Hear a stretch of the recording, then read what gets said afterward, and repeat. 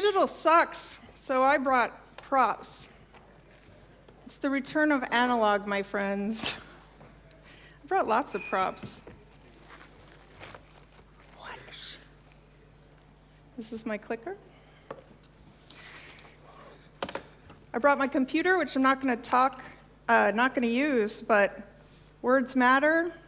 I'm a rebel. I care about voice, and I love to seed lots of ideas.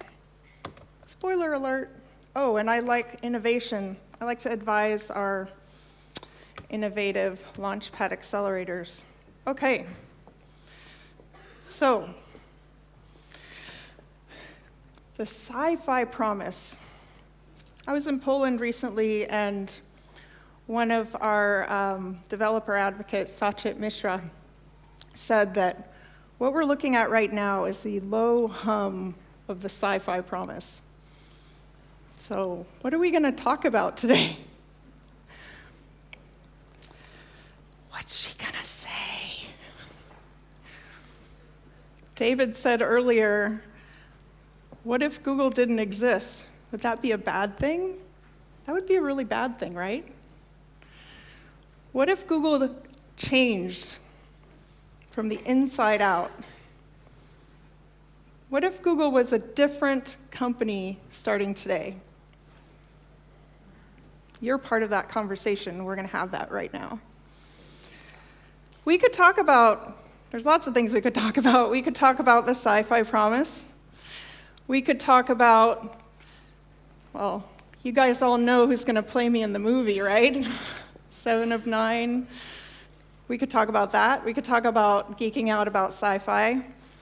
We could talk about how speech technology has changed over time. We could talk about how, okay, the engine underneath, the speech technology underneath, that's just a black box at this point. It is the engine inside the car. It will improve, but do we really care about all those little pieces that are in there? I don't know. We care about the driver, right?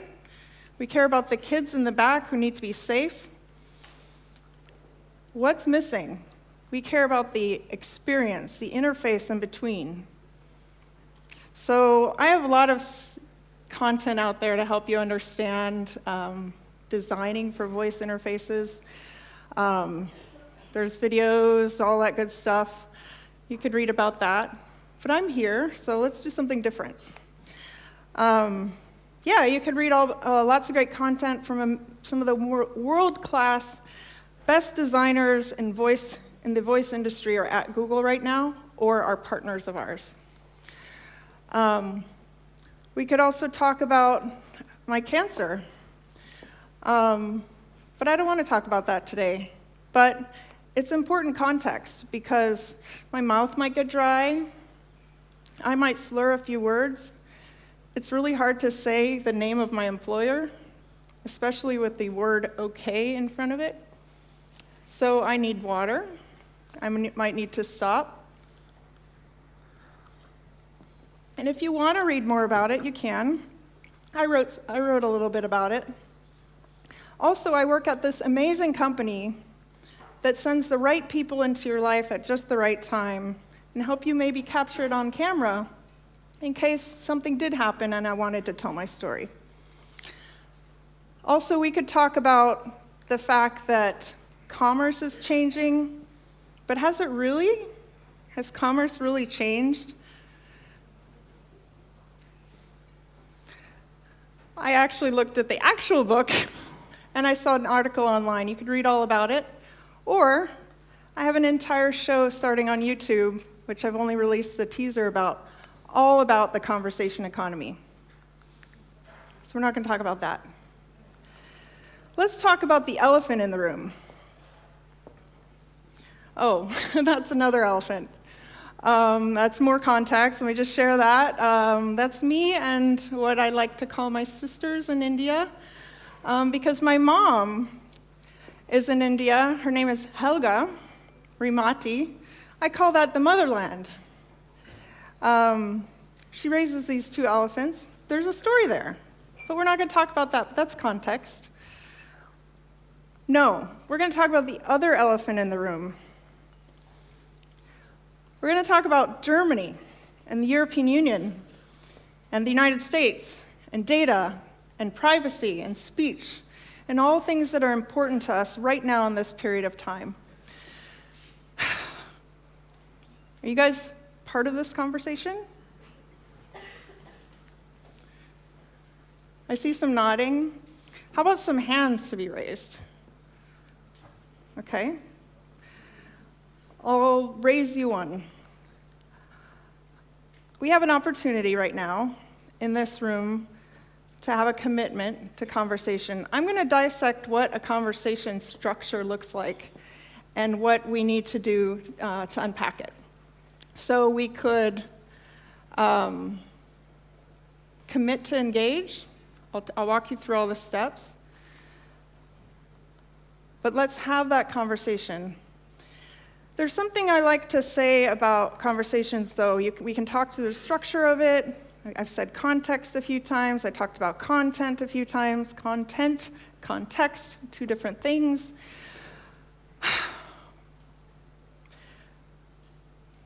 Conversations are built with scaffolding that's called context. But before you can build any kind of context together in any conversation, you have to have one thing as your foundation, and that's trust. But trust needs to be declared. I need to know who I'm talking to, and I need to know that we care about the same things. You ready? In this room, we're going to have a declaration of privacy. What do I mean by that? It's a modern-day Magna Carta, if you will. We're going to have a declaration of privacy with everyone in this room. And I built context and built trust with the organizers of this conference ahead of time, so they knew I was going to do this. I trust them. I trust the amazing people running this conference. I trust my audio engineers. We built context ahead of time. So I'm going to ask you guys for a declaration of privacy here.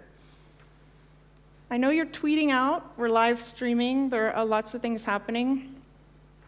Any slides in this deck that have a black background, free reign, okay? Share it out, take pictures. Oh, make sure they're flattering.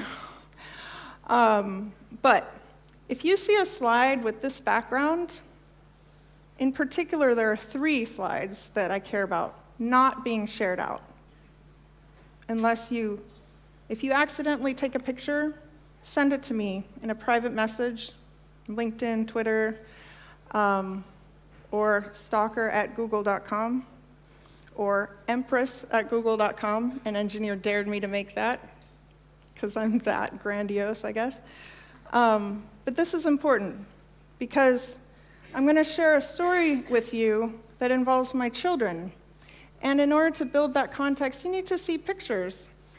And I don't want pictures of my children just anywhere. If they are going to be shared, I want to know about it. So, can we have a declaration of privacy today? Now, raise your hand if you can be part of this conversation. Okay. I'm going to trust you. All right? And it's well worth it to hear the story, because it captures why the future of voice technology is important. Okay, let's go. So, let's walk through this. Conversations are basic steps. By the way, Simon Tickner came up with these amazing drawings, and he was at Google, and then Apple, and now he's at Oculus. Thank you, Simon. Also, Simon Says is I have a son named Simon also. First, you open a channel. We did that. You guys committed to engage, so now we're having a conversation. We're going to construct meaning together. We are going to, and you can get all of this in one of my videos a little bit more. We're going to evolve a little bit. Things are going to happen in your mind that you're going to connect. And by the way, it's very interesting because one of those participants is thinking, not talking. So a lot of communication happens unspoken. Very important point. And then you act or you transact, and you have a goodbye, but the end of every conversation is also the beginning of the next, so you re-engage. And then there are so many different types of conversations out there. Okay. By the way, in the audience today is my father, Axel. Where are you? Okay, Axel Stöcker. Now that we are in a safe space and you understand I'm having a conversation with Germany, why do I care about this? I was born a German citizen. I have both German parents, both from Hamburg. I brought with me a scarf of my Oma, who is no longer with us. And my grandfather was a shipping engineer, and I have other uncles and a rich history. Another grandfather who was a doctor in World War II. So a lot of stories there. Again, we're not going to go into that, but it's important context. That's why I care about Germany. All right, so Google. I feel a little bit like I'm the canary in the coal mine at Google right now because we talked about there's manifestos that happen. There's a lot of people are angry at Google or worried. When I travel, everyone tells me these things. They tell me what they're worried about. So I feel a little bit like that. I care deeply about it, so I decided to try to change Google from the inside out. I'll tell you a lot more about that some other time, but it's important, again, context, because, again, I was in Poland recently, and I had a conversation with a world leader, but also a personal friend, and it was appropriate that it was in Poland, because I've kept this book for a really long time about the revolution of the wall coming down and how it was peaceful, and how it started in a coal mine with someone using their voice, something that always connected to me. Why do I have friends that are world leaders? I thought one day that I could be president. There's a story about that. All right, so why do we want to talk to things? I have 2 phones, carry them everywhere. I have a Google Pixel and an Apple iPhone 7, of course. Now they changed the numbers, but why do we want to talk to devices? Well, we've been talking for a really long time. It's the first interface we learn. It's the one we know best. But time is funny. This is not to scale. I wish this was animated. I could do something really dramatic like Al Gore. We've been talking for 100,000 years, minimum. They're just talking. We've evolved for millennia, much more. Along the way, we sort of invented writing. Why did we do that? We wanted to capture our ideas and amplify them. Something magical happened there. Writing and static language is important. It's a different way of communicating, but we actually changed our language to do that. It's different. Okay, so then we started, imagine this is moving. Needs sound effects, by the way. Voice design is a gateway. It goes with sound design. It's a gateway to VR. You have to have sound design. All these, pretend it's going all smushed together in a really rapid way.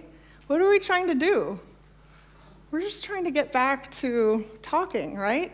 Amplifying our voices so that we could talk, share our ideas. That's how we built our civilization. So I see the world in an Inception-esque matrix way of conversations, and I see things everywhere, and they change so rapidly. I found the perfect quote. I see the pictures and things, perfect quotes everywhere. I got this quote from, of course, Al Gore, just on the plane on my way here, because that's how I roll. I do my speeches at the last minute. Oh, and there's a picture of Paris, talking about doing a big Paris talk next year. I don't know. I see these things, and I decide to do them. Digital sucks, doesn't work. Okay. So personality is character. Let me quickly run through. And I have where's my timer? 11 minutes left. or 11 minutes gone by. I can tell. 11:11, that's an important number. I love numbers, 7s, 9s, 19, I love them. Okay, so personality is character. What is, people ask, like, what's the Google Assistant's personality? There's a lot of, there's a lot of things that could be done better, but let's talk about personality, because in the future of brand, advertising, everything else, voice is your brand. Voice and personality is character. How do you do that? Why do we do that? Always start with why. We connect with things and everyone around us for a reason. So let's walk through it, okay? We anthropomorphize stuff. We see faces and things. People want to do this so badly. If you look at, have you heard of eye bombing? Like, people do this everywhere. Eye bombing makes me happy. People want to be happy. They want to see faces. They're like making a little can out of, if it doesn't have eyes. We've got Cookie Monster thing, Cookie Monster like accidentally, and then there's Cookie Monster. We love characters.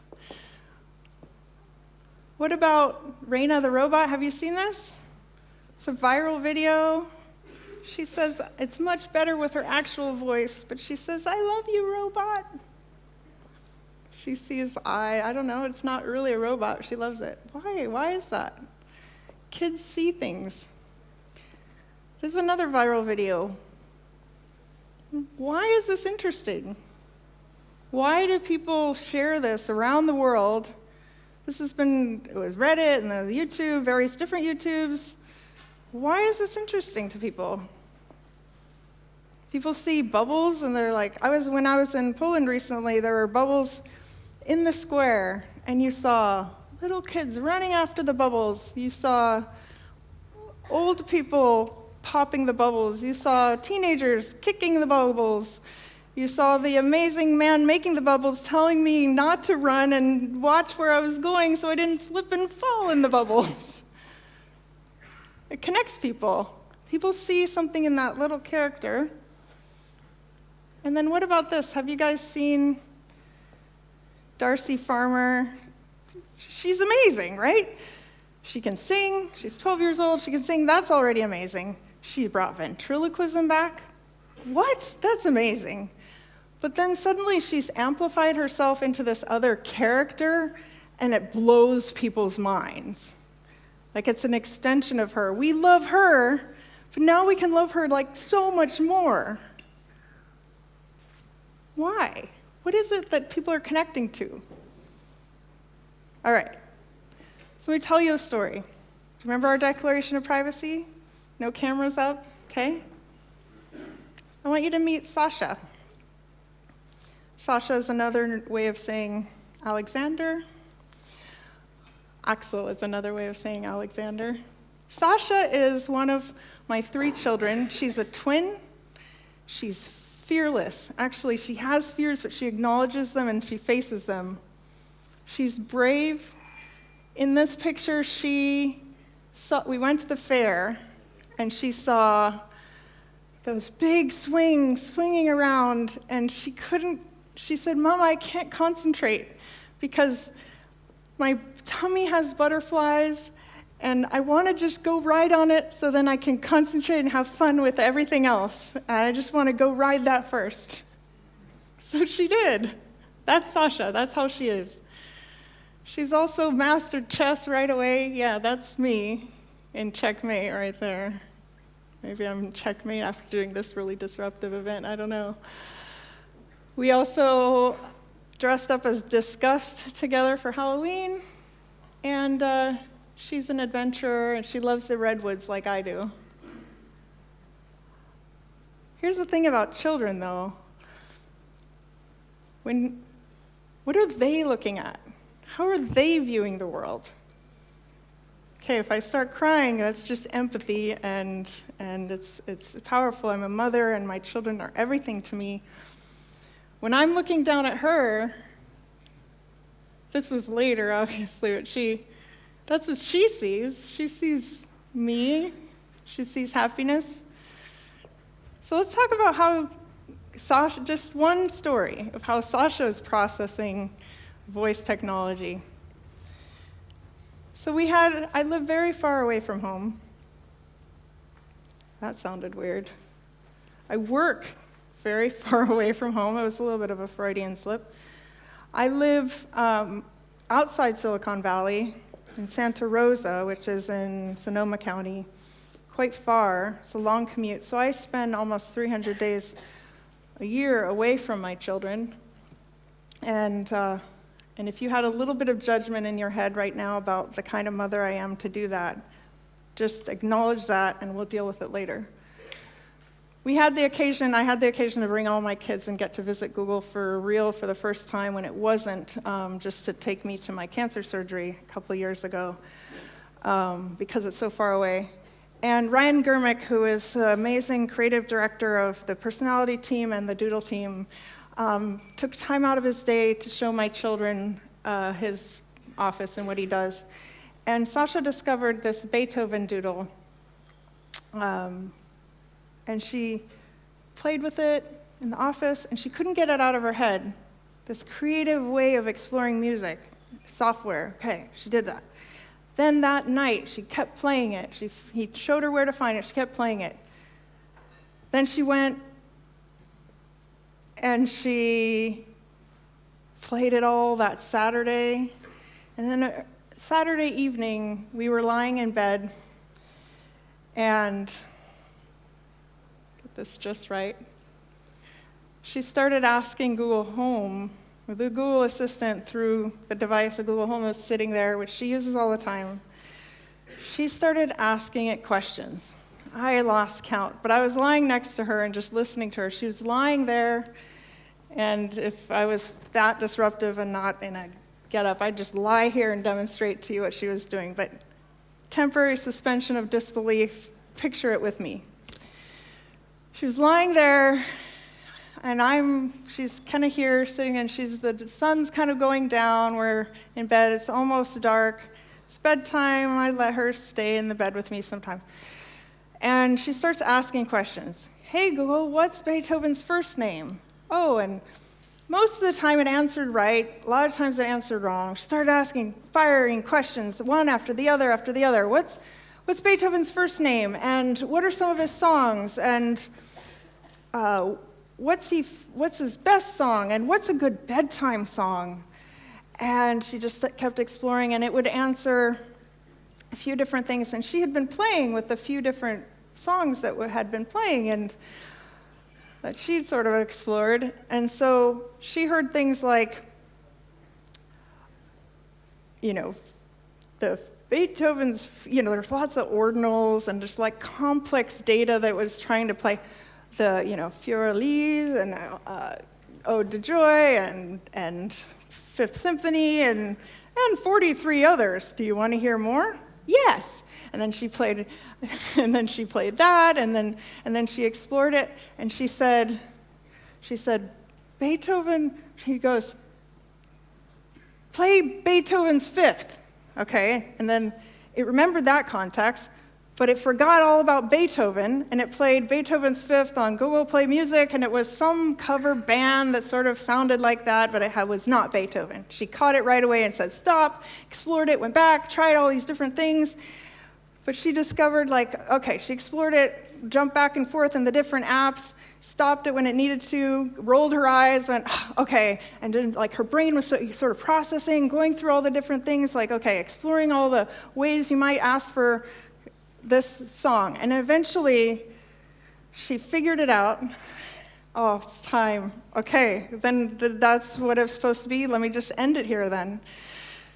She stopped, and she put her hands up, and in the moment when it said, playing Google, the ordinals are important because it's the Fifth Symphony, but it wasn't the fifth in the song or whatever. She figured out the long thing you said, and it said, okay, playing blah, blah, blah, blah, blah, blah. And in that pause before it said anything, and the song actually started playing, she puts her arms up, and she whispers, the fifth is the best. And then she goes, and then my brain exploded because I was like, yes, all those things that are wrong with the technology, it's okay, because our children will figure it out. They know where this is going. We don't know yet, but they know where it's going, and they're going to be the ones that decide. All right. There are all kinds of other things to talk about. Thank you for indulging me in this declaration of privacy and this very important conversation of what matters for the future of technology and why we innovate. Thank you.